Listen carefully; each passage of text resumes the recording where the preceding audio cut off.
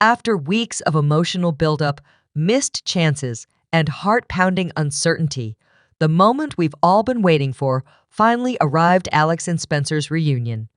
But hold on, this wasn't your typical tearful embrace or fairy tale ending. Oh no, Taylor Sheridan doesn't play by those rules. Just when fans thought they might get a moment of peace, he threw a curveball that flipped everything upside down. Trauma, tension, heartbreak, you name it. And yes, it left us screaming at the screen. Let's just say Alex might need to go back to the wagon, because this ride is far from over. So, quick recap before we jump into the real meat of today's discussion. Yesterday, I dropped a full breakdown of episode 7, and trust me, it was a roller coaster of emotions. If you haven't seen it yet and want to join me in that little venting session, I'll leave the link below. It's one of those episodes that leaves you staring at the screen, wondering how things escalated that fast. And if you've been following along, you know exactly what I'm talking about. But today, we're switching gears a bit. We're going beyond the chaos of episode 7 and stepping into the unknown, looking ahead at where the story could possibly go next. With only a few episodes left and all this emotional buildup, fans are already buzzing with theories, speculations, and wild predictions about what season 3 might bring to the table. And honestly, the writers have left us with just enough clues to keep us guessing and just enough heartbreak to keep us hooked. Now let's talk about that ending. The final moments of episode 7 weren't just dramatic, they were haunting. Elsa's narration came in, and if you're anything like me, her voice always hits like a soft punch to the gut. There's something about the way she speaks, calm, poetic, and always laced with a bit of sorrow that makes you stop and listen. But this time, it wasn't just reflective. It was revealing. She gave us a glimpse into what's coming next, teasing a future we're not quite ready for. And that's where things get really interesting. So without further ado, let's dive into what this could mean for the next chapter of the story, and more importantly, what season 3 might have in store for Alex, Spencer, and everyone else caught in this storm. Apparently, Spencer died in 1969, exactly 45 years after Alex's death. He never remarried, thank God, but he had a son from a widow we don't know. Now, let's take a closer look at something that's been quietly sitting in the background, but could hold major significance for the future of the Dutton legacy.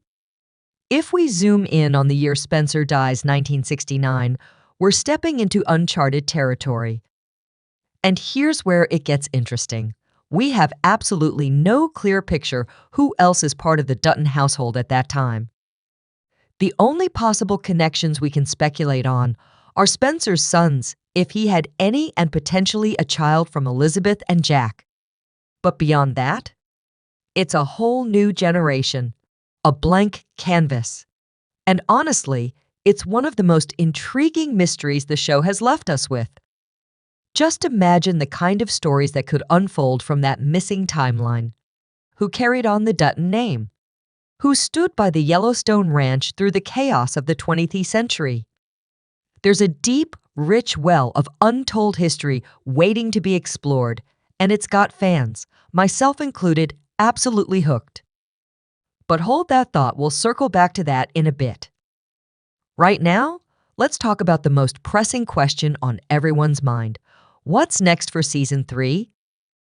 From what we saw in the final moments of episode 7, Elsa's narration felt like a gentle closing chapter, at least when it comes to Spencer's story. Her words stitched together a sense of closure, suggesting that some of the dust is finally settling. But let's not forget, there are still so many unanswered questions lingering in the shadows. How did World War I impact the Dutton family? Did the war reach their doorstep in Montana? Did any of them serve? And if so, what did they lose? And then there's the fate of Jacob and Kara, two of the most iconic and enduring characters in this saga. The thought of them passing away off-screen without a proper farewell is heartbreaking. But at the same time, I find myself hoping, truly hoping, that they were granted something rare in the Dutton universe: peace. That they lived out their final years watching over the land they fought so hard to protect, surrounded by family, and left this world naturally, not by violence or tragedy. Season 3 holds the potential to answer all these lingering questions and maybe introduce even more. The future of the Duttons is wide open, and I, for one, can't wait to see where the story takes us next. Then we have Elizabeth, who leaves the ranch after Jack's death with a baby in her belly. And hey, let's not forget about Tiana Rainwater, a character whose journey has been nothing short of powerful, painful, and deeply moving. After everything she's been through, the trauma, the injustice, the violence, she's finally stepping into a new chapter of her life. She's off on her own now, carving out a future that was almost stolen from her. And while there's a sense of hope in her departure, there's also an undeniable sense of uncertainty. Where is she going? Will she ever reconnect with the Duttons? Or will her story run parallel to theirs, shaping the very foundation of what's to come? Her arc deserves more attention, more exploration, and honestly, a season that gives her the justice and closure her character deserves. Now, let's talk about what's next. Another season of 1923 could definitely be something special. There's still so much we don't know, so many loose threads left dangling. From Jacob and Kara's fate to the ripple effects of the war, and of course, the future of Spencer and Alex. Season 3 could bring clarity, resolution, and emotional payoff. But here's the thing: without the electrifying tension of Banner Creighton and the sinister scheming of Donald Whitfield, the central conflict that made the first 2 seasons so gripping might not hit as hard in a third round. Those villains were brutal, magnetic, and essential to the story's pulse. Without them, would Season 3 still carry the same emotional weight and narrative firepower? That's why, instead of continuing 1923 with another season, I believe it's time to shift our focus entirely. What we really need isn't just another season, it's a brand new Yellowstone prequel. One that picks up in the aftermath and dives into the chaos of a new era. We need 1944. Think about it: a time of global war, political upheaval, and massive cultural change. The Duttons caught in the middle of it all, struggling to preserve their land, their legacy, and their identity. A generation facing not just family drama, but world-shaking events that could alter the course of the Yellowstone Ranch forever. Imagine the stakes. Imagine the stories.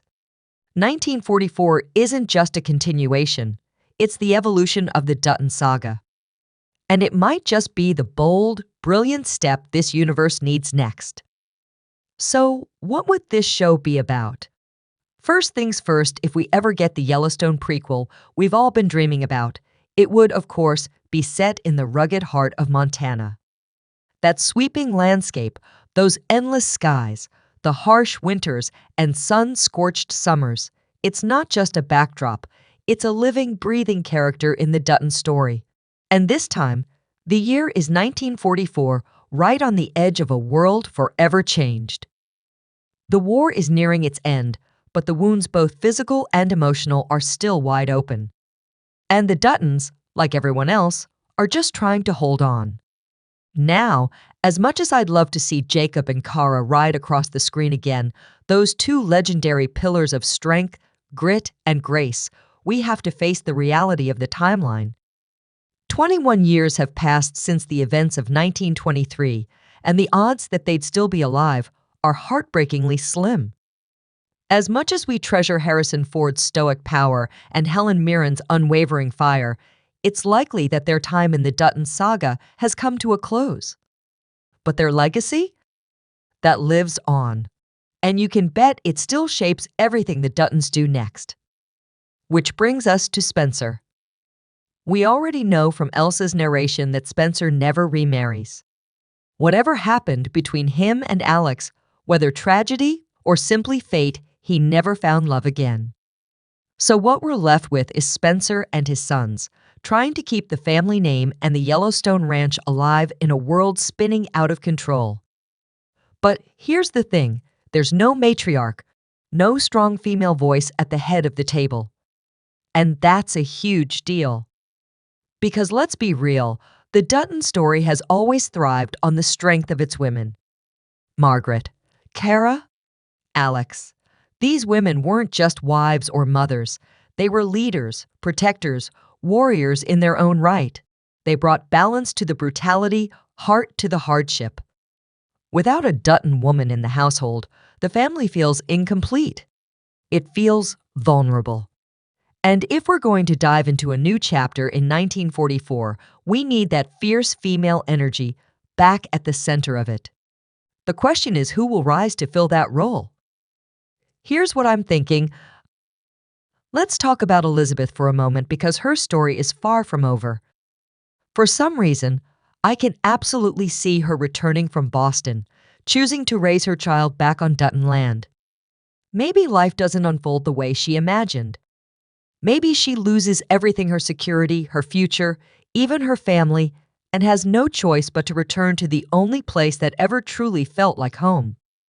Not because it's easy, but because it's where her roots are, where Jack's memory still lingers in every fence post and prairie breeze. And if that's the case, her return could be one of the most powerful arcs in the 1944 prequel. Now, let's be fair, Elizabeth wasn't exactly the most mature character when we first met her. She was impulsive, emotional, and didn't always understand the brutal reality of the world she was stepping into. But come on, she was just a teenager.